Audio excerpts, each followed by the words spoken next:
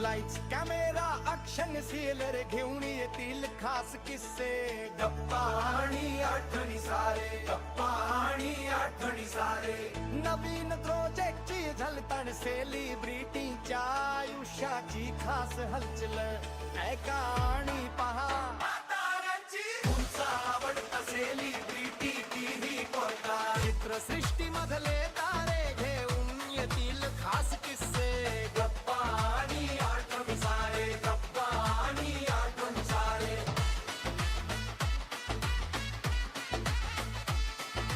फक्त तुमच्यासाठी मनोरंजनाची नवी दुनिया, फक्त तुमच्यासाठी मनोरंजनाची नवी दुनिया. हाय हॅलो नमस्कार, मी मृण्मयी भजक आपणा सगळ्यांचं सहर्ष स्वागत करते. कार्यक्रम आहे झलक ताऱ्यांची. मंडळी, आयुष्य नेहमीच आपल्याला खूप वेगवेगळ्या वाटा दाखवत असतं आणि त्या वाटांवरचं आपली वाट कोणती हे शोधणं आणि त्यावर मार्गक्रमण करणं हा एक रस्ता. कधी कधी असं होतं की आपण काहीतरी निवडलेलं असतं, त्या रस्त्यावर आपण चालतही असतो आणि आयुष्य आपलं छान असं अलगद बोट धरतं आणि एका वेगळ्याच वाटेवर घेऊन जातं आणि मग आपल्याला कळतं की अरे हाच आपला हमरस्ता. तर अशीच वेगवेगळ्या वाटा जिने चोखाळल्या आहेत अशी अभिनेत्री, लेखिका आज आपल्याबरोबर आहे. आज आपल्याबरोबर आहे डॉक्टर श्वेता पेंडसे. श्वेता नमस्कार. नमस्कार. खूप स्वागत करते तुझं कार्यक्रमामध्ये. तू डॉक्टर आहेस, डॉक्टरेट आहेस, तर आधी आम्हाला ते सांग की तू नक्की कसली डॉक्टर आहेस? मी केमिस्ट्रीमध्ये पोस्ट ग्रॅज्युएशन केलं आणि केमिस्ट्रीमध्येच डॉक्टरेट केली आहे. अँटी डायबेटिक्स आणि अँटी मलेरियल्स असे 2 क्लास ऑफ ड्रग्ज जे आहेत त्याच्यावरती काम केलं आहे. बरं, आणि मग ते सगळं अँटी डायबेटिक, अँटी मलेरियल हे सगळं बाजूला सोडून तू इथे क्लायमॅक्स आणि अँटी क्लायमॅक्समध्ये आता गुंतलेली आहेस. तर हा सगळा प्रवास आपण हळूहळू उलगडणार आहोतच, पण सुरुवात करूया अगदी तुझ्या लहानपणापासून. तू नागपूरची आहेस आणि कसं होतं तुझं बालपण ते आम्हाला आधी जाणून घ्यायला आवडेल. बालपण छान होतं माझं.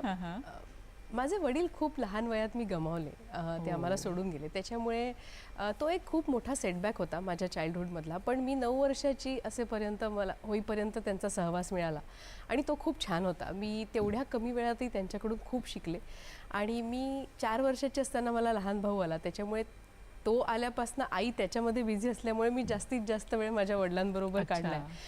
ते आर्टिस्ट होते स्वतः, ते दिग्दर्शकही होते. He was a painter. ते खूप छान डिझायनिंग करायचे. ते स्वतः सायन्स स्टुडंट होते आणि त्याच्यामुळे त्यांच्या हातात कला तर होतीच, त्यांच्याकडे ज्ञानही अफाट होतं, त्यांचं वाचन अफाट होतं. त्याच्यामुळे मला आठवतं मी आणि पप्पा खूप वेगवेगळ्या विषयांवर बोललोय लहानपणी.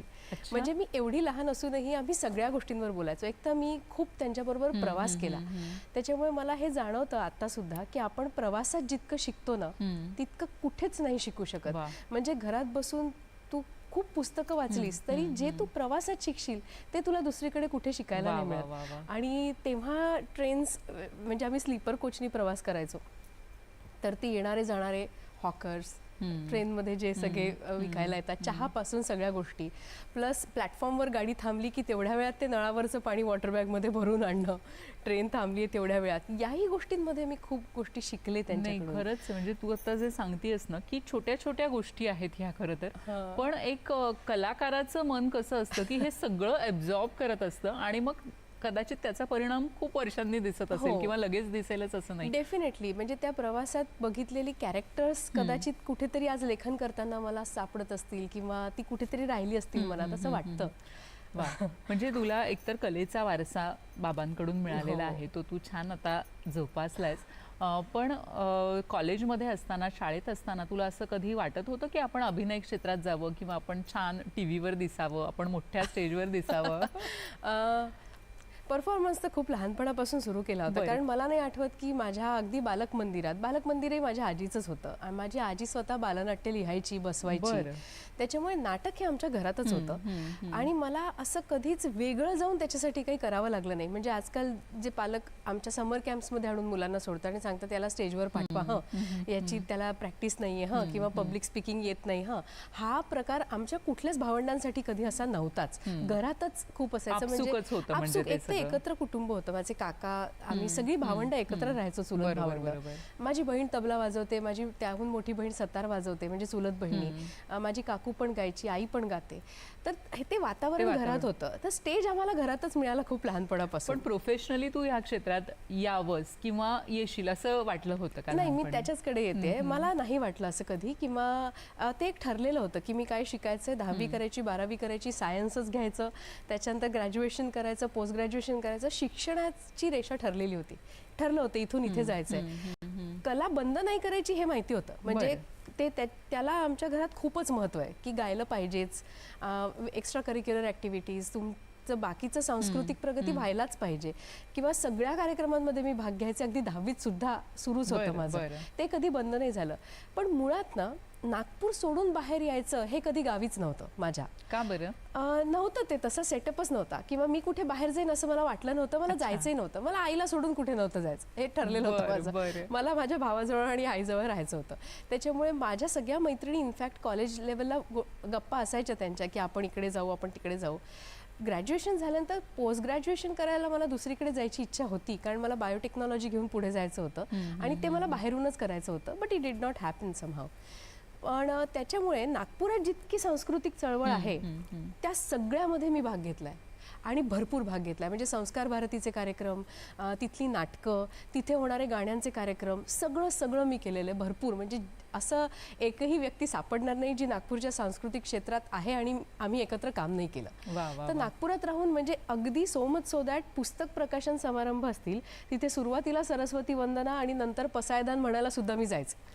तर गाणं शिकलीयस? हो, बालपणी. आज म्हणायला सांगू नकोस, आवाज पूर्ण गेलेला, सर्दी झाली.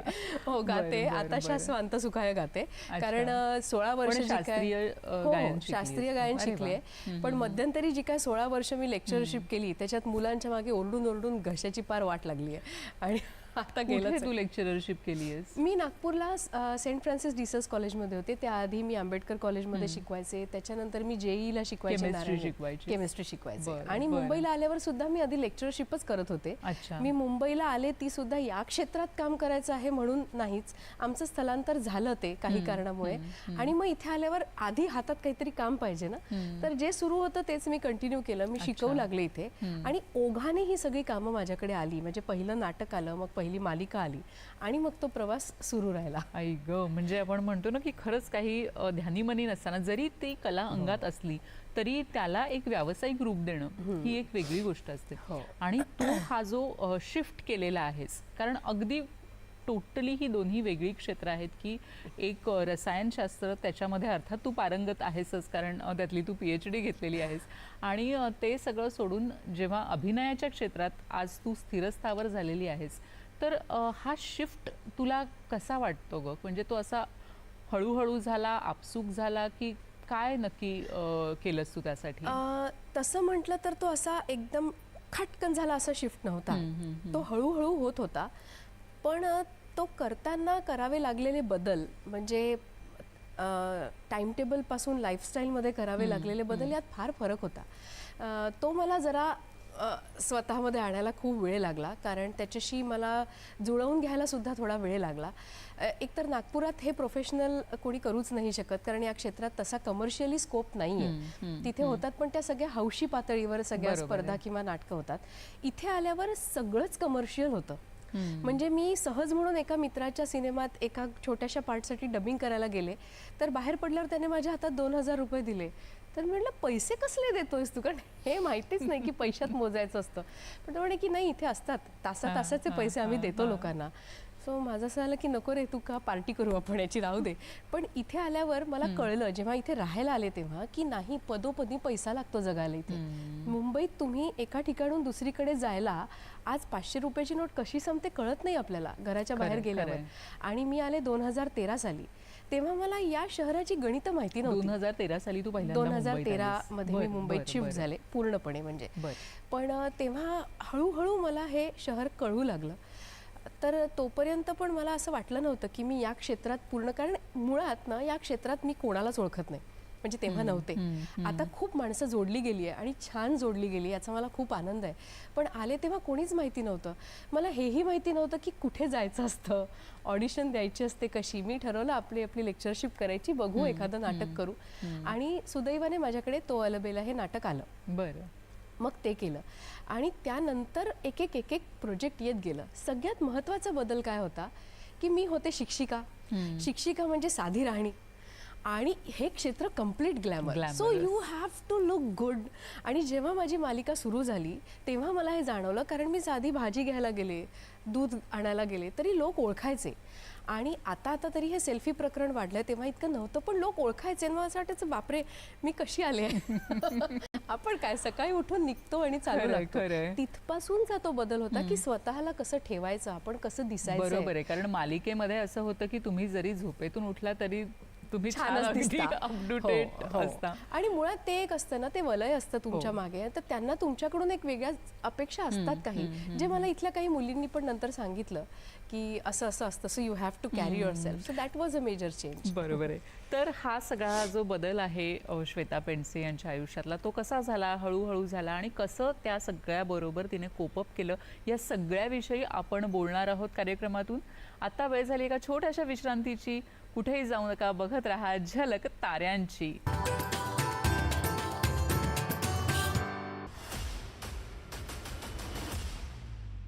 क्रीडा विश्वातील ताज्या घडामोडींवर आधारित कार्यक्रम क्रीडांगण.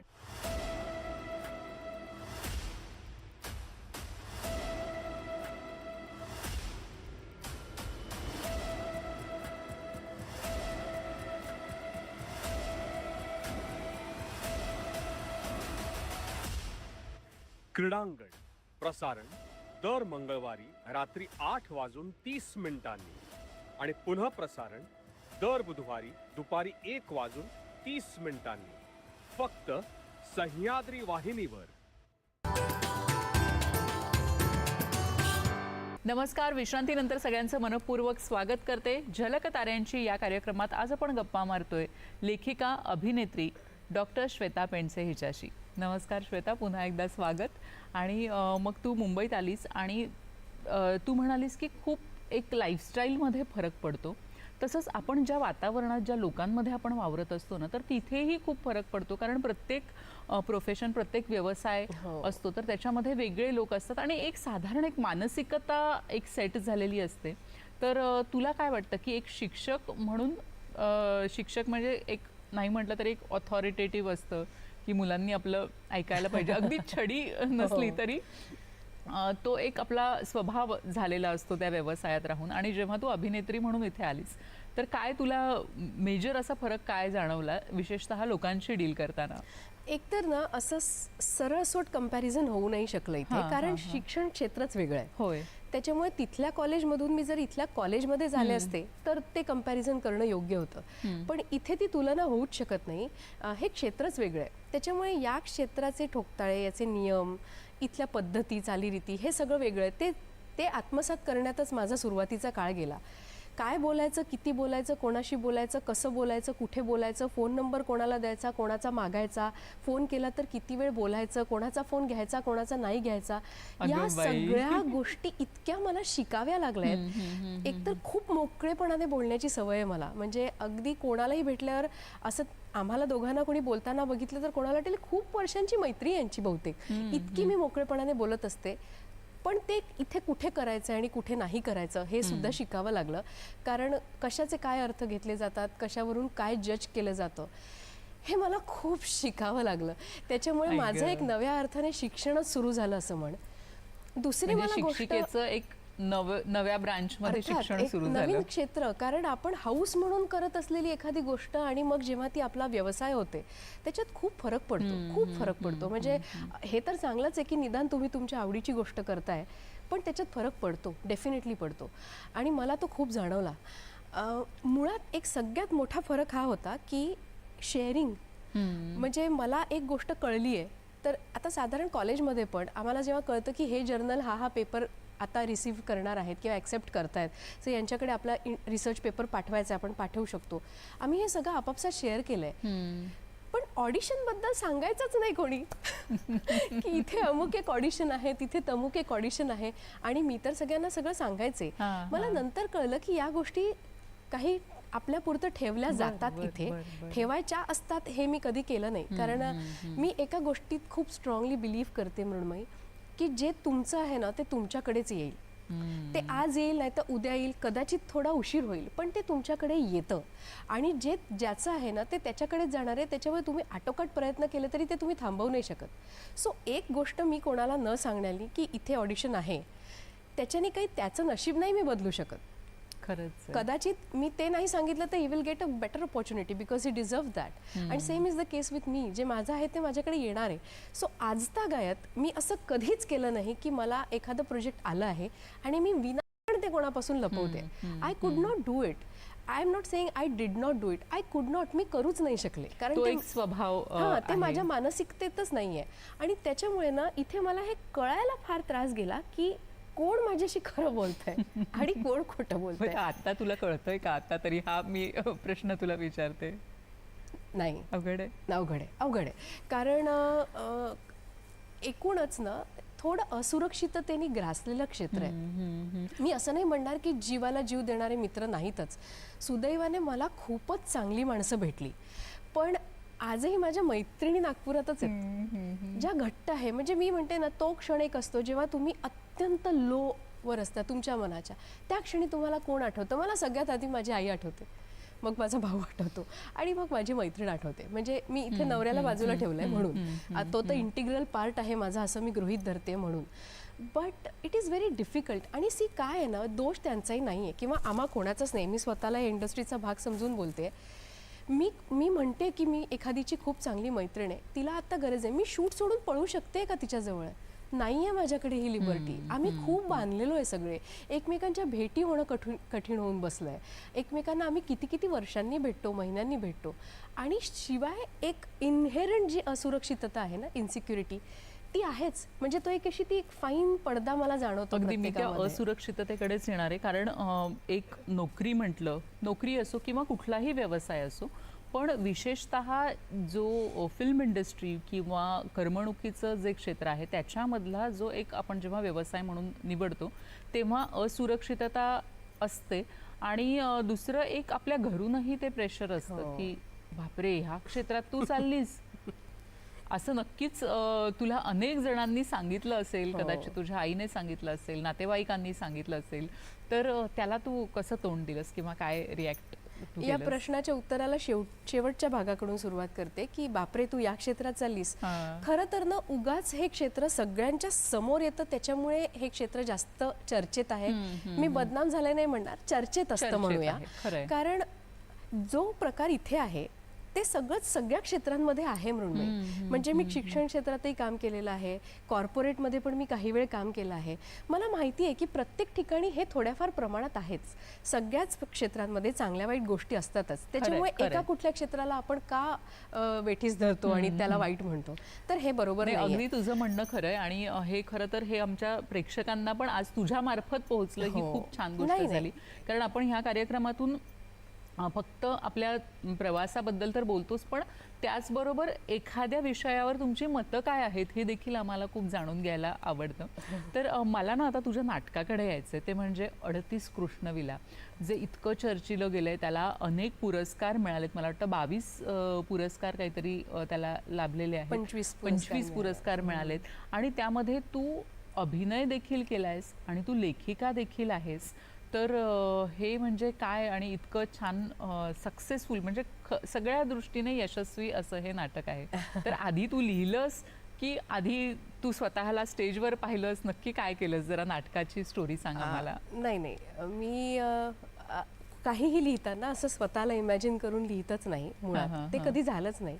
मला ते पात्र दिसत असतं आणि ते खूप चांगलं आहे. म्हणजे अजून तरी मला तो व्हायरस लागला नाही आहे की स्वतःसाठी लिहावं. सुदैवाने असं झालं की मला करायला मिळाल्या भूमिका. नागपुरात तर पर्याय नव्हता. म्हणजे ते लिहिलं जातच नाटक स्पर्धेसाठी असं की हा अवेलेबल आहे, हा अवेलेबल आहे, तर लिहा, याच्यातून काय चांगलं होतं ते. पण 38 कृष्णविलाच्या बाबतीत ते झालं नाही. मी लिहिलं ते नाटक. लिहिलंस तू? अर्थात कैक वर्ष माझ्या मनात होतं ते. आणि मग ते कागदावर उतरलं. लॉकडाऊनमध्ये मला वेळ मिळाला तेव्हा. आणि त्यानंतर मी जेव्हा विजय केंकरे सरांकडे ते वाचायला पाठवलं, त्यांनी स्वतः विचारलं की तू काही लिहिलं आहेस का या काळात? म्हटलं हो लिहिलं आहे, पाठवते वाचायला. आणि त्यांचा दुसऱ्या दिवशी फोन आला की आपण हे करतोय. आणि त्यांनी मला त्याच्यात रोल कर असं सांगितलं. अच्छा. तर मला आनंद झालाच अर्थात, पण ती काही अट नव्हती की मला घ्या, किंवा मी ही अट कधी ठेवणारच नाही. अजून तरी असं नाटक मी लिहिलं नाही आहे जे फक्त मलाच करायचं आहे. पण ते तसं माझ्याकडून लिहिलं जात नाही, किंबहुना कोणालाच इमॅजिन करून मी लिहित नाही. याचं कारण असं की ते पात्र तुम्हाला दिसलं पाहिजे. खरं. चांगला ॲक्टर तुम्ही घेतला तर कदाचित तुम्ही ते खूप त्याचा आवाका वाढू शकतो भूमिकेचा. पण एखाद्या ॲक्टर्सला जर लिमिटेशन्स असतील तर ती भूमिकाच थोडी कमी लिहिली जाते की काय असं मला वाटतं. त्याच्यामुळे मी नाही तसं करत. लेखन करताना फक्त लेखन करते प्रामाणिकपणे. आणि त्यानंतर जेव्हा मग ॲक्टर म्हणून त्याच्यावर काम करते तेव्हा आणखीन ते बदलतं. तेव्हा बरेचदा आपणच लिहिलेलं मला पटत सुद्धा नाही असंही होतं. करतेस अशा वेळी? बदलते ते.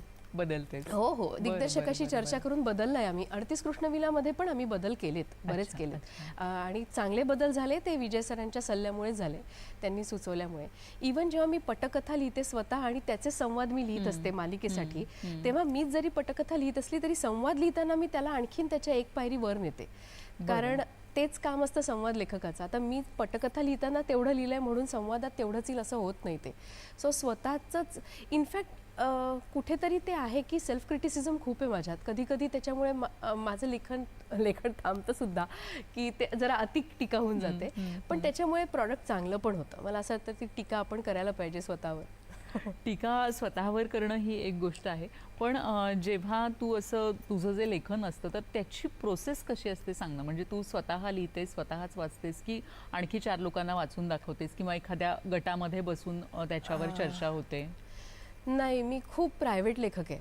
म्हणजे आता तू विचारल्यावर मला जाणवत आहे की मी आजपर्यंत असं नाही केलंय की लिहिलं, मग 4 लोकांना वाचून दाखवलं, मग त्यांचे सजेशन्स घेतले, मग हे. मुळात काय आहे ना, मी ड्राफ्ट्सच नाही करत असे. फर्स्ट ड्राफ्ट, सेकंड ड्राफ्ट नाही. संपूर्ण नाटक जोपर्यंत इथे नाही तयार होत मी लिहितच नाही एक शब्द सुद्धा. अच्छा. त्याच्यामुळे खूपदा वैतागतात पण लोक की अरे लिहित का नाही. पण ते नाही ना माहिती इथे. म्हणजे 38 कृष्णविला लिहायला मला 6 वर्ष लागली. 6 वर्ष ते तयार होत होतं डोक्यात. आणि जेव्हा पेपरवर उतरलं, मी सांगते ना 3 दिवसात ते कागदावर उतरलंय. लॉकडाऊन सलग 3 दिवस मी लिहित होते. पण 6 वर्ष तू काहीच लिहिलं नाही? काहीच नाही, एक शब्दही नाही लिहिला. ते इथे तयार होतं. तर ती प्रोसेस विचारशील तर ही माझी प्रोसेस आहे. मालिका लिहिता म्हणजे माध्यम बदलतं तशी तुमची प्रोसेस बदलते. सिनेमा डिस्कस करूनच केला जातो सुरुवातीपासून. बरोबर आहे, पण हे नाटकाची जी तू प्रोसेस सांगितलीस ती म्हणजे एक सिक्रेट प्रोसेस आहे. म्हणजे ते 6 वर्ष काय चाललेलं डोक्यात ते इतर कोणाला माहिती नाही. ऍक्च्युली नाही, काही लोकांचा रिसर्च डायरीमध्ये उतरतो. काही लोक एक डायरी ठेवलेली असते त्यांनी, त्याच्यात ते त्यांचे नोट्स घेत असतात. काही लेखक एक ड्राफ्ट बनवतात, मग तो डिस्कार्ड करतात, दुसरा बनवतात. प्रत्येक लेखकाची प्रोसेस वेगळी असते आणि ती त्याच्यासाठी तितकीच महत्वाची असते. आपण तिथे असं प्रमाण लावूच नाही शकत की ही महत्वाची आणि ही बिनमहत्वाची किंवा चुकीची असं नाही म्हणू शकत आपण. तर ही त्या लेखकाचा कम्फर्ट झोन असतो, तो त्यानुसार लिहित असतो. पण मला सांग की तू लिहायला आपल्याला येतं किंवा आपण छान लिहू शकतो हे तुला कधी जाणवलं पहिल्यांदा? लेखन करावं असं वाटत राहायचं. म्हणजे माझी एक डायरी होती ज्याच्यात आईला वाचनाची आवड आहे, त्याच्यामुळे आई आमच्याकडे लोकसत्ता किंवा जी काही मासिकं यायची त्याच्यातले काही अग्रलेख म्हणा, काही मासिकांमधले चांगले लेख किंवा पुरवण्यांमध्ये येणारे चांगले लेख हे आई मला वाचायला ठेवायची. मग ते वाचून झाल्यावर माझं त्याच्यावरती काय चिंतन आहे किंवा मला काय वाटतंय हे मी खूप लहानपणापासून एका डायरीत लिहून ठेवायचे. ते तेवढ्यापुरतं होतं. आणि कविता वगैरे माझ्यापुरत्या अशा त्या होत्या. पण असं कधी लेखन करेन असं वाटलं नव्हतं. पण एक नाटक आमच्याकडे आलं, आम्ही राज्यनाट्य स्पर्धेला करत होतो आणि तालमी सुरू झाल्यावर आमच्या लक्षात आलं की हे नाटक कमी पडतंय लांबीत आणि याच्यातनं 2 प्रवेश लिहायला हवे. तर ते प्रवेश त्या लेखकांना आम्ही परवानगी घेऊन मागितले, त्यांनी ते दिले नाही कारण ते व्यस्त होते. आणि मग आम्ही परवानगी घेतली की मग आम्ही लिहू का ते. आणि ते म्हणाले लिहा, मला एकदा वाचायला पाठवा. आणि मी ते लिहिले आणि आम्ही ते नाटकात इतके बेमालूमपणे टाकले की ते कळलंच नाही की हे या नाटकात नव्हते. आणि त्याच्यानंतर मग दुसऱ्या वर्षी मी माझं पहिलं नाटक लिहिलं 2 अंकी, ज्याला 26 राज्य पुरस्कार मिळाले. माझी या मना नाव त्याचं. तर मला असं वाटतं तरी ते मला उमगलंच नव्हतं की आपण असं काही करू शकतो. आमचे दिग्दर्शक आहेत संजय काशीकर, त्यांना ते वाटलं की नाही हिला लिहायला लावायला पाहिजे, ही लिहिते. असं ते सुरू झालं म्हणजे लेखनाचा प्रवास तिथून. नाहीतर मला असं वाटलं नव्हतं कधी की लेखनाकडे मी वळेन. वा वा वा, म्हणजे नाटकाचं लेखन सुरू झालं आणि त्यानंतर मालिका आणि चित्रपटांसाठी देखील तू लिहितेस. तर ती प्रोसेस कशी झाली किंवा मग ह्याच्यातूनच पुढची पायरी म्हणू शकतो का? हां, म्हणजे ते झालं असं की नाटकं एकांकिका मी लिहित होतेच. इथे आल्यावर मला जेव्हा या क्षेत्रात मी पहिलं काम केलं, नाटक झालं, मग त्याच्यानंतर एक एपिसोडिक 1 तासाचे एपिसोड्स असतात, ती मालिका लक्ष केली. तर तेव्हा मला सांगितलं की तुला ना अभिनय क्षेत्रात खूप अभिनेते अभिनेत्री आहेत, पण या इंडस्ट्रीतनं लेखक कमी आहेत, चांगले लेखक. तर तू जर लेखन करत असशील तर तू लेखिका म्हणून अप्रोच व्हायला सुरुवात कर लोकांना. माझं असं झालं, जाऊ दे ना, लेखन थोडी करायचं. तेव्हाही असाच अप्रोच होता. पण मग माझ्याकडे कौल मनाचा हा सिनेमा लिहायला आला, त्याची पटकथा आणि संवाद मी लिहिले. मग त्यानंतर बारडो हा सिनेमा आला, त्याची पटकथा आणि संवाद मी लिहिले. त्या सिनेमाचे दिग्दर्शक त्यांनी पण पटकथा ह्याच्यात केली. त्यांनीच मुळात असं सांगितलं की हां, तुम्ही लिहू शकाल सिनेमा सुद्धा. So that was my learning process for screenplay of the film. मी कधी ते ट्राय नव्हतं केलं. आणि संवाद मग मी एक हाती लिहिले. त्यानंतर मालिका आली खूप उशिरा. म्हणजे जेव्हा 7 सेन्स मीडियाची मी असं सासर सुरेखबाई मालिका संपवली, त्यानंतर त्यांची पुढची मालिका होती सारे तुझ्याचसाठी. त्याचे संवाद मी लिहावे असे आमचे निर्माते म्हणाले, शशांक सोळंकी. सो तिथपासून माझी मालिकेच्या संवाद लेखनाला सुरुवात झाली आणि मग मी पटकथेकडे वळले. सो हे सगळं टप्प्याटप्प्याने झालंय आणि प्रत्येक टप्प्यावर मला असं वाटलंय की हे मला नाही जमणार. पहिला थॉट हा होता, कारण आपलं स्वतः बाबतीतलं पण एक मत असतं ना की मी काय करू शकते, काय नाही करू शकत. साधं उदाहरण देते, खूप साधं वाटेल कदाचित, पण अमुक एक रंग माझ्यावर खुलत नाही अशी आपली एक खूप धारणा असते. जेव्हा कोणीतरी एखाद्या व्यक्ती आपल्याला ती साडी देतो, ती खूप जवळचीच व्यक्ती असते म्हणून आपल्याला ती नेसावीच लागते. नेसल्यावर आपल्याला वाटतं, अरे हे तर छान दिसतंय. साधारण तसंच काहीसं माझ्या बाबतीत झालं की नाही, हे मला जमणारच नाही, हे मी करूच नाही शकत. अशातून नाटकापासून मग सिनेमा, मग मालिका, प्रत्येक टप्प्यावर मला असं वाटलंय की मी हे करू नाही शकणार कदाचित, पण करायला घेतल्यावर हळूहळू का होईना पण ते तितपत जमतंय. मी असं नाही म्हणणार मी बेस्ट आहे, पण हो जुळवून घेते. नाही, पण म्हणजे खूप ज्या शक्यता आहेत त्या तू पडताळून पाहिल्यास. एखाद्या झाडाला जशा वेगवेगळ्या फांद्या फुटाव्यात आणि नवी पालवी फुटावी, त्याप्रमाणे श्वेताच्या आयुष्यात अनेक वेगवेगळ्या संधी येत गेल्या आणि आपल्याला जमणार नाही असं वाटत असताना त्या संधी तिने पुढे अतिशय छान पद्धतीने फुलवल्या. आणखीही तिचा प्रवास आपण जाणून घेणार आहोत कार्यक्रमातून. पाहत रहा झलक ताऱ्यांची. Happy birthday miss Damini. Happy birthday to you.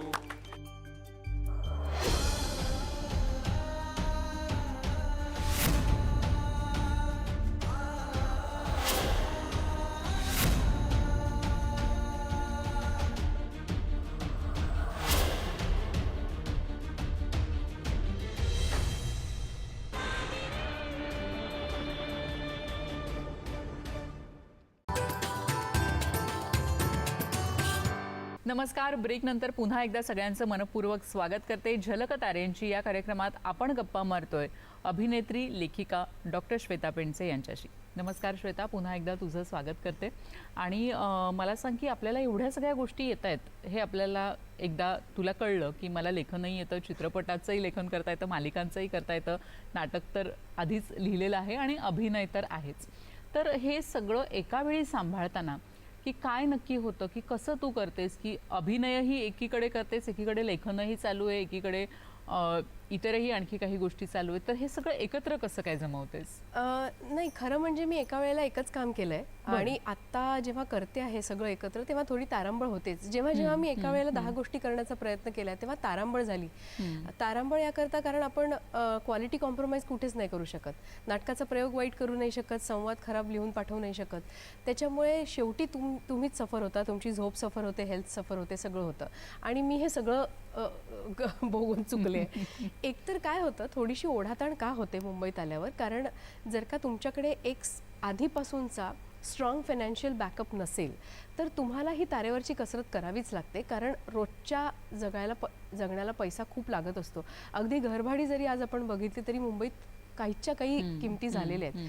आणि ते सगळं म्हणजे तुमचं महिन्याचं बजेट सांभाळताना ना तुम्हाला 22 तास काम करणं, आता खरं म्हणजे असं वाटतं की दिवसच 48 तासाचा असावा का, अशी परिस्थिती असते कधी कधी. त्याच्यामुळे केलेली आहे मी, म्हणजे पडेल ते काम केलेलं आहे. समोर आलं की मी कामाला नाही म्हणायचं नाही, हे ठरवून सुद्धा काम केलं आहे. आता जेव्हा मला बाळ झालं त्याच्यानंतर मी माझ्या मुलासाठी हे डिसिजन घेतलं की नाही, मला एक तर फिट राहणं आवश्यक आहे, मुख्य म्हणजे मला त्याच्यासाठी हसतमुख राहणं आवश्यक आहे. सो मी घरी अशी नाही येऊ शकत की झालं आता मी प्लीज तू दूर हो माझ्यापासून, असं मी नाही म्हणू शकत. So I have to stay happy, I have to enter my home smiling, कारण तो माझी वाट बघत असणार आहे. मग हे सगळं करायला मला कितपत काम झेपणार आहे, तर ते मला केलं पाहिजे. म्हणून मग मी त्याचं बायफर्गेशन करणं सुरू केलं. आत्ता योगायोगाने असं झालं की मी वचनं दिले, तू मला ही म्हणूनच मी 7 वर्ष शूटिंग नाही केलं. मी मालिकेमध्ये काम नाही करायचे, कारण शूटिंगमध्ये खूप तास जातात. सुदैवाने माझ्याकडे म्हणजे by the grace of God मी लेखन करू शकत होते, म्हणून मी तो ब्रेक घेऊ शकले. माझ्या काही मैत्रिणी बाळं सांभाळून हे करतात, हॅट्स ऑफ टू देम. पण शूटिंगला जाताना बाळाला पाळणाघरात ठेवणं, मग नंतर शूटिंग करून येऊन त्याच्याशी खेळणं, मला हे नसतं झेपलं. म्हणून मी म्हटलं हॅट्स ऑफ टू देम. मी सरळ ब्रेक घेतला. 7 वर्ष मी फक्त लेखन केलं आणि नाटक केलं. नाटकात ना तितका वेळ जात नाही, शिवाय मी प्रयोगाला त्याला घेऊन जाऊ शकते. 2 तास मी स्टेजवर असते, नंतर पूर्ण वेळ तो माझ्याजवळ राहू शकतो. आत्ता माझी तारांबळ होते, कारण मालिकेत अभिनय पण करायचा आहे आणि पटकथा संवाद ही खूप मोठी जबाबदारी आहे, कारण सगळ्याच गोष्टी ना अशा घड्याळाशी बांधलेल्या आहेत. त्याच्यामुळे थोडीशी तारांबळ होते. पण ती करायला तू तयार आहेस. माझ्याकडे घरी मला खूप चांगला सपोर्ट आहे माझ्या नवऱ्याचा, त्याच्यामुळे ते तू जे सांगितलंस ना की मला घरी छान जायचंय, स्माइलिंग जायचंय, आणि मला असं वाटत होतं की जेव्हा तुझा मुलगा आता लहान आहे पण तो मोठा होऊन जेव्हा हे सगळे एपिसोड्स बघेल ना की माझी आई माझ्याबद्दल किती छान विचार करते आणि त्याप्रमाणे पावलं उचलते. खरंच म्हणजे त्याला आनंद होतो मला बक्षीस वगैरे मिळालं की. त्याला वाईटही वाटतं नाही मिळालं की, आणि मिळालं की तो म्हणजे असा सगळ्यांना सांगत सुटतो माझ्या आईला याच क्षणांसाठी जगत असतो खरं म्हणजे आपण, आपलं काय दुसरं. खरंच आहे. आणि मला सांग की हे सगळं करत असताना आता तू म्हणालीस की भरपूर गोष्टी आहेत आणि आता तू कदाचित त्या स्टेजला पोहोचली आहेस. तू मगाशी म्हणालीस की येईल ते काम तू, पडेल ते काम तू करत होतीस, येईल ते काम करत होतीस. आता जेव्हा तुझ्याकडे चूज करण्याची मुभा आहे, निवडण्याची मुभा आहे, तर तेव्हा तुझा काय क्रायटेरिया असतो की कुठलं काम तू घेतेस, कुठल्याला नाही म्हणतेस, असं काय साधारण असतं का काही? नाही, मी खरं सांगू का, अजूनही मी स्वतःला एस्टॅब्लिश्ड असं नाही म्हणणार. म्हणजे आज तुम्ही मला इथे झलक ताऱ्यांची मध्ये बोलवलं आहे, ही चांगली गोष्ट आहे. म्हणजे असं वाटतंय कुठेतरी समाधान की चला काहीतरी आपण मुंबईत येऊन केलं आहे. पण तरीसुद्धा ना अजूनही अशी परिस्थिती नाही आहे की मी बसेन छानपैकी असेल माझा हरी तर देईल खाटल्यावरही नाही. तो स्ट्रगल मुंबईत कोणाचाच संबंध नाही. म्हणजे आज अगदी टॉपवर असलेल्या व्यक्तीला सुद्धा तो स्ट्रगल अजूनही आहेच. It is struggle of existence. Struggle हा तर असतोच, पण कुठेतरी एक अशी स्टेज येते की मला काहीतरी निवडायचं ह्या दोघांपैकी. बरोबर. म्हणजे काय तुझा प्रेफरन्स असतो? मला शक्यतो माझ्या मुलाचं काही सफर करून काही नाही करायचं एवढं मी ठरवलंय माझ्या पुरतं. कारण शेवटी आईला रिप्लेसमेंट नाही आहे त्याच्या आयुष्यात. त्याच्या आयुष्यात एकच आई आहे. माझ्या जागी दुसरी अभिनेत्री मिळू शकते, माझ्या जागी दुसरी लेखिका मिळू शकते, सगळं होऊ शकतं, पण त्याला दुसरी आई नाही मिळू शकत. सो जिथे त्याला मी हवी आहे तिथे मी हवीच आहे आणि मी तिथे असणार तो मोठा होईपर्यंत. परत तो मुलगा आहे, आणखी 10 वर्षांनी मोठा झाल्यावर आईशी कितपत बोलेल काय माहिती, ही भीती असतेच. त्यांचे विषय वेगळे असतात, मग तो बाबा बाबा करेल कदाचित. पण मला त्याच्याबरोबर खूप वेळ घालवायचा आहे, कारण मला हे कळलंय की माझ्या वडिलांबरोबर मी वेळ घालवल्यामुळे किंवा माझी आई सतत मला अवेलेबल राहिल्यामुळे माझा आयुष्याचा किंवा विचारसरणीचा जो पाया झालाय ना तो नाही होऊ शकत बाहेर. त्याला पाळणाघरात राहून ते नाही होणार. त्याला आईच हवी आहे आणि त्याला बाबाच हवे आहे. त्याच्यामुळे हे तर आम्ही दोघांनी ठरवलं की मुलाला वेळ द्यायचा. आणि मग हे जमणार नव्हतं तर त्याला जन्माला नको होतं घालायला. हे माझ्यापुरती माझे विचार आहेत. तर त्याच्यामुळे त्याला सांभाळून बाबा काय काय करता येऊ शकतं, तर एक मालिका लिहिता येऊ शकते. बरं, मग मी एकच मालिका लिहीन. 2 मालिका घेतल्या आणि त्याच्यात मी त्यालाच वेळ देऊ शकत नाहीये तर ते नाही होऊ शकणार. कारण प्रोफेशनली मी कुठे कॉम्प्रोमाइज नाही करू शकत ॲज अ रायटर किंवा ॲज अन ॲक्टर. तिथे मी जर का कमिटमेंट दिली आहे, मी त्यांच्याकडून त्या कामाचे पैसे घेते, तर I have to give my 100%. Then I cannot tell them की नाही माझ्या मुलाला बरं नाही आहे, त्याच्या शाळेत गॅदरिंग आहे, मी नाही देणार. नो, दिस कॅनॉट हॅपन. म्हणजे अल्टिमेटली काय फॅमिली एंड सफर होणार, विच आय डोंट वॉन्ट.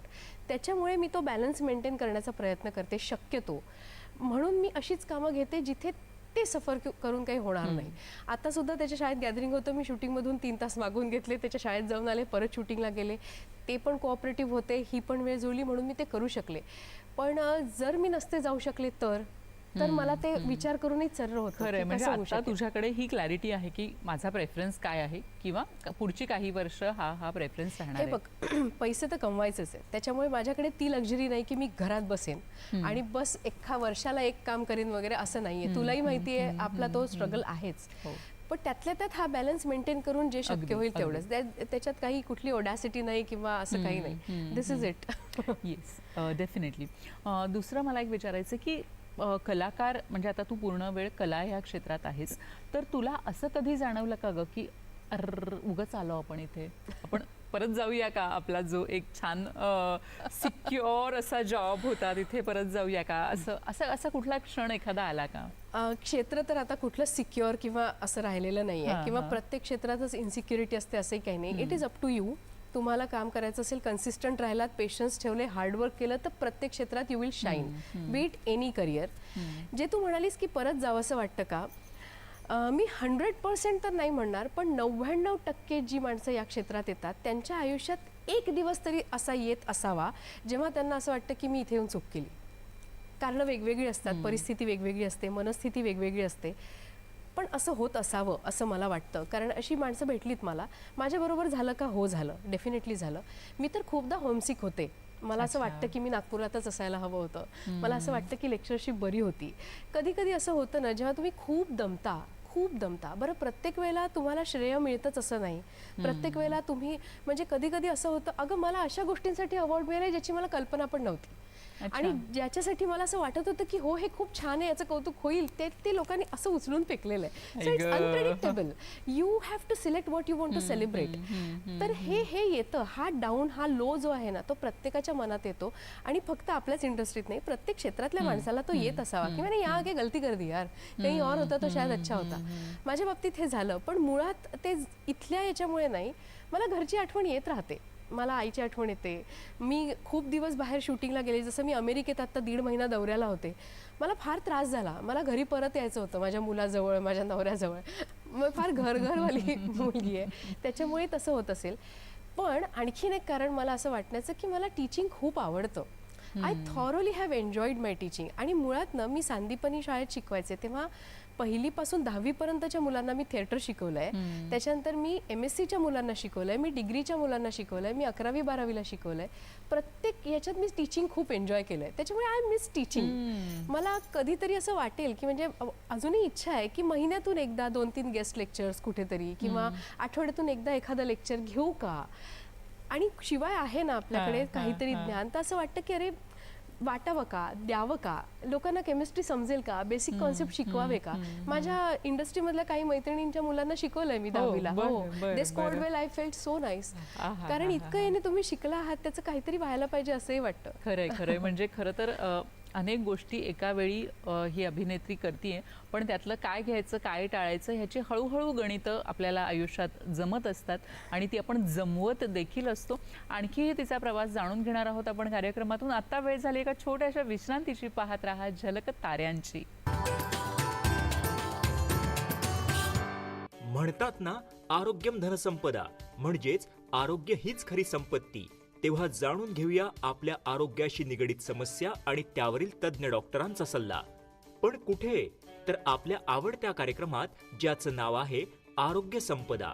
तर बघायला विसरू नका आरोग्य संपदा, प्रत्येक बुधवार आणि शनिवार दुपारी 12 वाजता. पुन्हा प्रसारण रात्री 11 वाजता, फक्त आपल्या सह्याद्री वाहिनीवर. नमस्कार. ब्रेक नंतर पुन्हा एकदा सगळ्यांचं अगदी मनापासून स्वागत करते झलक ताऱ्यांची या कार्यक्रमात. आज आपण गप्पा मारतोय अभिनेत्री, लेखिका डॉक्टर श्वेता पेंडसे यांच्याशी. श्वेता, पुन्हा एकदा तुझं खूप खूप स्वागत. आणि मला सांग की 2 प्रोजेक्ट्स असतात.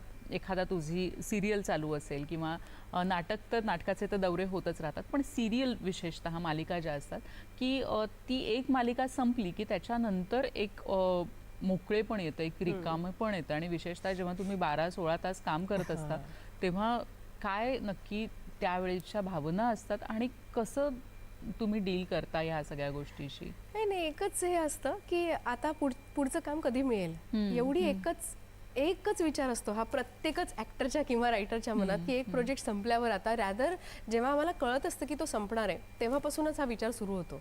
कारण पुढचं काम कधी मिळेल, ते कसं असेल, तिथे आपले कमर्शियल्स लॉक होतील का आपल्याला हवे तसे, वर्किंग टीम कशी असेल, कारण not every time you are working with the same production house or same channel, so तो एक फरक पडतो.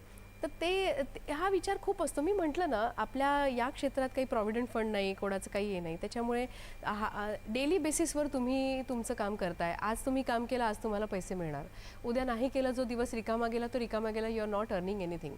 सो काही आपल्या या क्षेत्रात स्पेशली मी ना खूप एक्स्ट्रीमिटीज बघते. जे छान काम करतायत, जे स्टार आहेत, ते त्यांच्यासाठी एव्हरीथिंग इज व्हेरी इझी. पण काही लोक खूप टॅलेंटेड आहेत and they are still struggling, you know, they are still struggling on day to day basis. So मला असं वाटतं 2 प्रोजेक्टच्या मध्ये जे हे असतं ना, म्हणूनच मला खूप प्रकर्षाने असं वाटलं की हे याच्यातून मी सुद्धा गेले आहे. आणि ती स्टेज इतकी वाईट असते की तुम्ही डिप्रेस होता, कमालीचे डिप्रेस होता, आणि मग तेव्हाच तोच काळ असतो जेव्हा तुम्हाला असं वाटतं की चूक झाली का. म्हणून ना आपल्याला सतत आपल्या पॅरलल काहीतरी एक गोष्ट पाहिजे जिथे तुम्ही गुंतलेले असाल, माणसांमध्ये असाल. तुम्ही वाचन करायला पाहिजे, तुम्ही 4 लोकांबरोबर वाचन करायला पाहिजे वेगवेगळ्या गोष्टींचं. मी काय करते, माझ्याकडे स्वतःकडे काही काम नसेल तेव्हा मी सगळी नाटकं बघते, मी सगळे सिनेमे बघते, मी वेब बघते, मी त्याच्या नोट्स काढते, कुठल्या सिनेमाबद्दल मला काय वाटलं ते लिहून ठेवते, त्याची टिपणं घेते.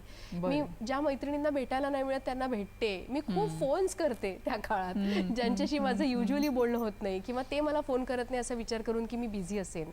आणि मुलाबरोबर वेळ घालवणं हा तर सध्या म्हणजे ते खूपच मोठं. आम्ही दोघं एकटेच जातो फिरायला, प्रवासाला जातो. आणि स्वतःचं शिवाय तब्येतीकडे बघणं, एक्सरसाइज करणं हा एक खूप मोठा हे असतो. पण एक सतत ती जी भावना असते ना की आता पुढे काय, याच्यानंतर काय, त्यासाठी मला असं वाटतं प्रत्येकाने आपलं एक पॅरलल काहीतरी सुरू करून ठेवावं. म्हणजे एखादा पॅरलल बिझनेस छोटासा, जसं खूप लोकांनी आता बघ युट्यूब चॅनल्स काढणं सुरू केलंय स्वतःचे, ऍक्टर्स लोक करतात तसं. इट इज अबाउट धिस, कारण not every time you are being seen on the screen. प्रत्येक वेळेला तुमच्या हातात प्रोजेक्ट असेलच असं नाही. मग तेव्हा ते डिप्रेशन यायला नको म्हणून ही प्रोसेस सुरू केली आहे, which is good. It is खरंच आहे. म्हणजे तुम्ही खरं तर कुठेतरी एक एंगेज राहणं हे खूप गरजेचं असतं. आणि विशेषतः तुम्ही जेव्हा खूप काम करता त्याच्यानंतर अगदीच काम नाही, हा जो असा स्पाइक असतो तर तो खूप वाईट असतो. आणि आणखीन एक म्हणजे एक जे आपल्या याच्यात होतं ना की मी आता खूप बिझी आहे, ही मालिका संपली की मी हे लेखन पूर्ण करीन, असं कधीच नको करायला. ते होत नाही कधी, कारण नंतर तुम्ही या थॉट प्रोसेसमध्ये जाता. त्याच्यामुळे सगळ्या कामाबरोबरच सगळं करायला पाहिजे. जेव्हा तुमचं हे काम सुरू आहे तेव्हाच ते काम सुरू करायला पाहिजे. एका कामासाठी दुसरं काम थांबवून नको ठेवायला. मला एकूण तुझ्या सगळ्या बोलण्यावरून असं वाटतंय की तू एक खूप उत्तम टाइम मॅनेजर आहेस. ऍक्च्युली नाही, थोडेसे होतो गोंधळ कधी कधी. म्हणजे माझ्या घरी जर का माझा नवरा स्ट्रॉंग पिलर नसता तर खूपच गोंधळ झाला असता. लक्षात खूप गोष्टी येत असतात, पण प्रॅक्टिकल लाईफमध्ये ते एक्झिक्यूट करताना कधी कधी गल्लत होतेच. नाही होत टाइम मॅनेज. शेवटी झोपही येतेच तुम्हाला, शेवटी यू आर अ ह्युमन. गरजेचं आहे. तुम्ही किती दिवस पुढे ढकलणार ना. नाही, you need sleep. Sometimes more than food you need sleep. So होते गल्लत होते. मला सांग की आता आपण जग खूप वेगाने बदलतंय. विज्ञान आहे, तंत्रज्ञान आहे, या सगळ्या गोष्टी खूप वेगाने येत आहेत. म्हणजे आजचं तंत्रज्ञान हे उद्या काहीतरी वेगळं झालेलं असतं, बदललेलं असतं. आपले मोबाईल्स बदलत आहेत, सगळी उपकरणं बदलत आहेत. ह्याच्यामध्येच आर्टिफिशियल इंटेलिजन्स AI आलेलं आहे आणि ते प्रत्येक क्षेत्रात आलेलं आहे. आणि कलाक्षेत्रही त्याला अपवाद नाही आहे. लेखनाच्या बाबतीत म्हणालीस तर आज मी एखादी जेव्हा कमांड देते AIला तेव्हा माझ्याकडे माझी स्क्रिप्ट लिहून येऊ शकते. आणि जर मी व्यवस्थित उत्तम कमांड दिल्या तर ती बऱ्यापैकी चांगलीही येऊ शकते. तू लेखनाच्या क्षेत्रात आहेस, मालिका लेखनाच्या क्षेत्रात आहेस, तर त्यामध्ये AIचा सध्या काय रोल आहे आणि काय तुला कधी थ्रेट वाटतं का AIचं, किंवा काय होईल असं वाटतं? तू काय बघतेस, कशी बघतेस AIकडे? तांत्रिक प्रगतीचे नेहमीच त्या नेहमीच दोन बाजू राहिल्या आहेत. चांगली बाजू पण आहे आणि वाईट बाजू पण आहे. पण मला नेहमीच असं वाटत आलंय की तंत्र हे नेहमी पूरकच असतं. तंत्र सगळं नाही करू शकत. AI सगळं लिहून देऊ शकतं, पण ज्या अगदी इंट्रिकेट भावना आपण ज्या म्हणू, खूप खोल गुंतागुंतीच्या ज्या भावना आहेत त्या खरंच AIला कळतायत का, त्या येतील का त्या स्क्रिप्टमध्ये, मला याची शंका आहे. आणि कुठेतरी मला असं वाटतं की आपण त्या बाबतीत प्रगती न करता अधोगतीकडे जातोय. कारण जिथे ह्युमन माइंडला कोणीच रिप्लेस नाही करू शकत. I am not saying brain, I am saying mind, heart. It has everything. It might have brain but it doesn't have heart. हृदय नाही आहे ना, मग हृदयातल्या भावना कशा कळतील? हा झाला लेखनाचा भाग. मला लेखिका म्हणून काही थ्रेट नाही किंवा जे सगळे चांगले लेखक आहेत ते हेच म्हणतील की थ्रेट नाही आहे. शेवटी तुम्हाला परत यायला लागणार ह्युमन्सकडे. आणि दुसरं जर अभिनयाचं म्हणशील तर आज सिनेमा झाला अख्खा एआयचा. डिरेक्टर एआय, सगळं रायटर एआय, ॲक्टर्स सगळे एआय, एकही प्रत्यक्ष खरा ॲक्टर नाही. हा सिनेमा झाला, पण तो खरंच बघितल्यावर गंमत आली का? मला तर नाही आली. कारण मला कळत होतं की यातलं काहीच खरं नाहीये. सी, तुमचे खरे ॲक्टर्स घेऊन थोडा भाग VFXचा, म्हणून मी म्हटलं तंत्र हे नेहमी पूरक असावं. ते पूरकच असावं. तुम्ही फक्त लाईट्स आणि हे लावले आणि नाटक झालं असं नाही होऊ शकत ना. नेपथ्य आहे, लाईट्स आहे, सगळं आहे, तंत्र आहे. अभिनेते नाहीये तुमच्याकडे. आज मालिकांमध्ये पण एआय वापरलं जातं का? म्हणजे असं मध्ये मध्ये आम्हाला असं कळतं की अच्छा काही हे AI मालिकांमध्ये वापरून केलेलं वापरलं गेलं. आहे. हो, वापरलं. पण ते पूरक आहे ना, ती क्वालिटी एनहान्स बरोबर आहे. करण्यासाठी वापरलं तर हरकत नाही. पण म्हणूनच मला असं वाटतं की नाट्यसृष्टी आता खूप वर जाणार. थिएटरला पुन्हा चांगले दिवस येणार. जसजसं इकडे एआय वाढेल, इकडे नाटकाचं महत्त्व वाढेल. कारण ती एक प्रत्यक्ष कला आहे. सगळीकडे जर कृत्रिमता आणि खोटेपणा दिसायला लागला तर प्रत्यक्ष अनुभव घ्यायला लोक येणार. ते आसुसले जाणार त्याच्याकरता. आणि त्या आसुसलेल्या नजरा, ते कान घेऊन लोक थिएटरकडे येणार आणि नाटक बघणार, गाण्याचे कार्यक्रम प्रत्यक्ष बघणार, गाण्याच्या मैफिली रंगणार. आणि याला एआय नाही हे करू शकत, रिप्लेस नाही करू शकत. त्याच्यामुळे नाटक हे जगणारच. नाटक हे आणखीन होणार. किती कलाकार आता नाटकाकडे वळलेत ते त्यामुळेच. म्हणजे आत्ता तरी सिनेमा पुढे आणखीन 5 वर्षात काय असेल आपण सांगू नाही शकत. कदाचित खरोखर कोण कितपत काम करू शकेल, I don't know. Everything will be AI. कारण सोपं आहे ना, खूप सोपं आहे. एका स्टुडिओमध्ये अख्खा सिनेमा बनतो. You don't have to go on the locations at all. मग ते का नाही करणार? ते कॉस्ट किती वाचते? कॉस्ट खूप वाचते. इव्हन आता व्हॉइस ओव्हर्स बरेचसे एआय कडून करून घेतले जातात. इव्हन आपल्या फोनमध्ये किंवा बरेचसे व्हॉइस ओव्हर आर्टिस्ट आहेत ते रिप्लेस होत आहेत. आणि पण तरीही तू जसं म्हणालीस की जे मूळ आहे, जे मूलभूत आहे, जे खरं आहे ते प्रत्येक वेळी ते माणसाला हवंच आहे. हे ना एका स्टेजला बोर होणार हे सगळं. कारण तुम्ही खूप टेक्नॉलॉजी पण नाही करू शकत. तुम्ही येणार परत त्याच्यावर. Will wait for that loop. फॅशन्सचं पण तेच होतं, ते जातात आणि परत येतात. ही खूप प्रगती होते. याच्यामुळे काही फायदे पण आहेत, नाही असं नाही. कारण ते मूर्ख नाही आहेत ना, इतकी मोठी टेक्नॉलॉजी बनवली. काही अशक्य प्राय अँगल्स तुम्हाला त्याच्यात मिळतात, अशक्य व्हिज्युअल्स जे तुम्हाला मिळूच नाही शकत, ते तुम्हाला एआय देत आहे. That is good. पण तुम्ही ह्युमन्सला डिस्कार्ड करून टाकलं ना तर मुळात लाईफ काढून घेताय ना तुम्ही. त्याच्यातलं जीव जातोय, चैतन्य जातंय. म्हणजे माझ्या पुरतं तरी मला वाटतं. खरंय. आता मी पुन्हा तुझ्या अभिनयाकडे येते. एक म्हणजे तू नाटकात तर काम केलेलं आहेस. नाटकात तर तू अगदी लहानपणापासूनच आहेस. वेगवेगळ्या मालिकांद्वारे तू आता घराघरापर्यंत पोहोचलेली आहेस. आता तू आईची भूमिका करतेस.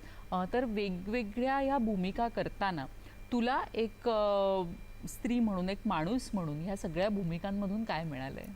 खूप गोष्टी मिळाल्या. एकतर मी स्वतःला खूप भाग्यवान समजते. प्रत्येकच ॲक्टर समजतो. कारण एकाच आयुष्यात तुम्हाला खूप आयुष्य जगायला मिळतात. जर तुम्ही त्या कॅरेक्टरमध्ये शिरलात पूर्णपणे तर तुम्ही ते कॅरेक्टर होता. म्हणजे तुम्ही त्याचं आयुष्य जगू लागता. मी केलेलं प्रत्येक कॅरेक्टर एन्जॉय केलं आहे. मला मालिका अजिबात करायची नव्हती. पुन्हा पण मी 7 वर्षांनी ती केली. आणि मी आता जी भूमिका करते ती सुद्धा मला खूप आवडते. म्हणजे माझा स्वतःचा मुलगा 6 वर्षाचा आहे, पण मी 2 मोठ्या 20-20 वर्षाच्या मुलींच्या आईची भूमिका करते. I was very sceptical. मला कळत नव्हतं की हे कसं होऊ शकेल. कारण ती मॅच्युरिटी, इमोशनल मॅच्युरिटी असावी लागते. पण खरं सांगायचं तर मला त्रासच नाही झाला ते करू लागल्यावर. खूप मजा आली उलट. कारण मे बी बिकॉज मला नेहमीच एक मुलगी हवी होती. सो मला ते करताना खूप मजा येते. प्रेक्षकांच्या काय प्रतिक्रिया तुला मिळतात? मिक्स्ड आहेत. काही लोकांना खूप आवडतंय, काही लोक बघतच नाहीयेत. मला इंस्टाग्रामवर खूप लोकांनी क्रिटिसाइज पण केलं की आम्हाला नाही बघायचं तुम्हाला आईच्या भूमिकेत. कारण आधीची विभावरी इनामदार ही भूमिकाच त्यांच्या मनातून अजून गेली नाहीये. पण काही लोकांना आवडतं पण आहे. मला त्याच्यासाठी 2 अवॉर्ड्स पण मिळाले. So I am very happy. पण प्रत्येकच भूमिका तुम्हाला काहीतरी शिकवते. कारण त्याचं वर्किंग तुम्हाला खूप शिकवतं. ती प्रत्येक भूमिकेची मानसिकता वेगळी असते ना. सो मी आता जेव्हा परफेक्ट मर्डरमध्ये पोलीस इन्स्पेक्टरची भूमिका केली, इन्स्पेक्टर घारगे, ते एक वेगळं ट्युटोरियल होतं माझ्यासाठी. कारण body language of a cop आणि ते सगळं नाटकात हे करणं. परत बोलीभाषा वेगळी, वैदर्भीय बोलते मी त्याच्यात. घाबरायचं नाही मध्ये मी चेटकिणीचं कॅरेक्टर. हो, मला त्याबद्दल बोलायचं आहे की आम्ही वेगवेगळ्या भूमिकांमधून तुला पाहिलेलं आहे. पण हे म्हणजे काय आहे की खरंच घाबरायचं नाही असं म्हणतेस, पण वाटते भीती तर काय आहे ते? नाही, ते खूप छान व्हिज्युअल आहे ऍक्च्युली. मला नव्हतं. आमचे दिग्दर्शक विजय केंकरे गमतीत मला म्हणाले, अगं तुझं कास्टिंग चेटकिणीसाठीच केलं, पहिला अंक ओघाने आला. पण ती पण एक वेगळी भूमिका आहे. त्याच्यात आवाजाचा वेगळा वापर, बॉडी लँग्वेजचा वेगळा वापर.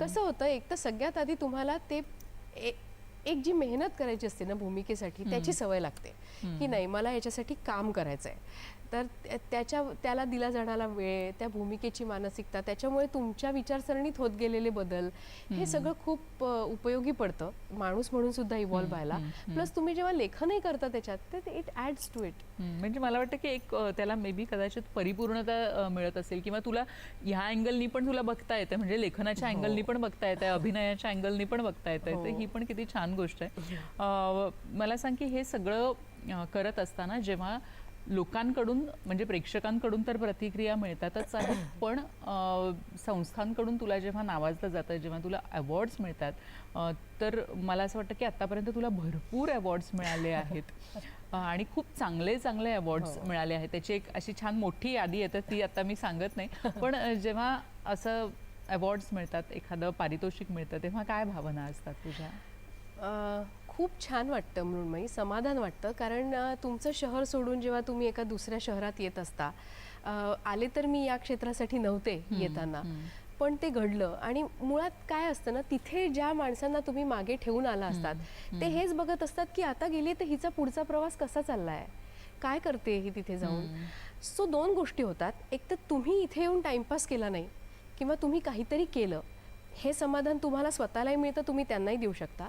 दुसरं म्हणजे असे कितीतरी लोक त्याच किनाऱ्यावर थांबले असतात, जाऊ की नको, जाऊ की नको, जाऊ की नको हा विचार करत.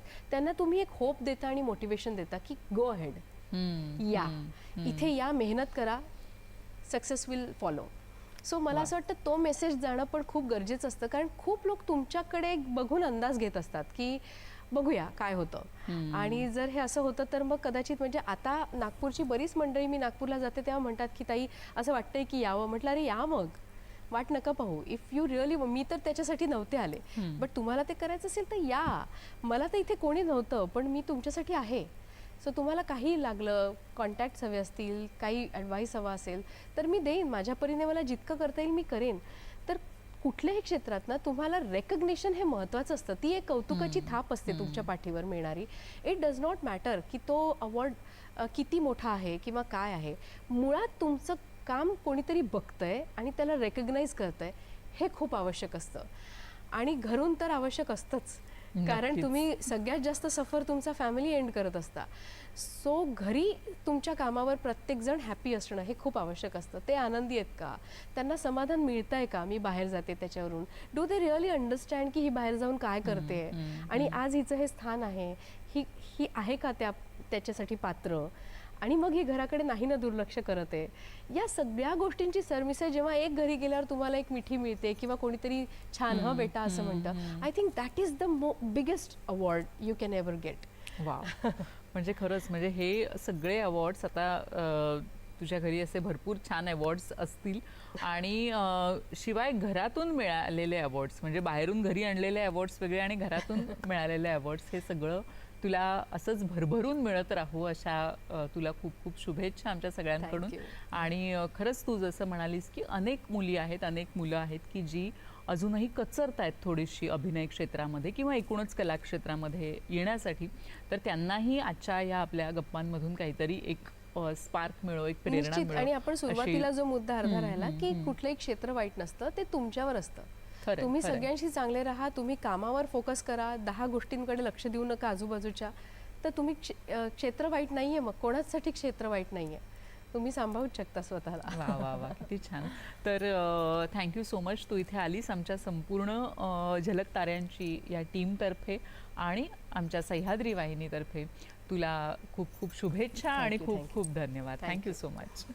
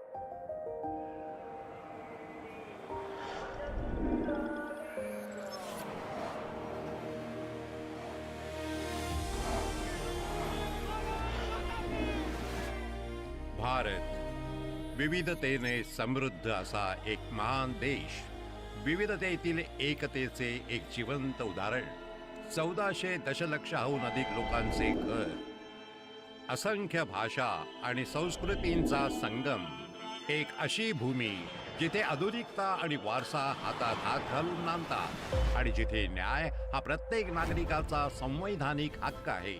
तरीही अनेकांसाठी न्याय मिळवणे नेहमी सोपे नसते. अंतर, मर्यादित साधने आणि जागृतीचा अभाव यामुळे सर्वांसाठी न्याय, प्रत्येक नागरिकासाठी उज्ज्वल भविष्य. दिशा योग्य मार्ग दाखवते आणि सोपे उपाय मिळवून देते. दिशा सर्वांगीण न्यायप्राप्तीसाठी नाविन्यपूर्ण उपाययोजनांची रचना. न्यायप्राप्ती अधिक सुलभ, परवडणारी, सुगम आणि सर्वसमावेशक बनवत आहे. दिशाचे उद्देश भारतात न्याय मिळवण्याच्या प्रक्रियेला अधिक बळकट करण्यासाठी एक व्यापक, एकात्मिक आणि तंत्रज्ञान आधारित उपाययोजना प्रदान करणे आहे. दिशा 3 प्रमुख घटकांद्वारे कार्य करते. टेली लॉ, दुर्बळांपर्यंत पोहोच. गावात असो वा शहरात, कायदेशीर सल्ला आता फक्त एका फोन कॉलवर उपलब्ध आहे. टोल फ्री क्रमांक 14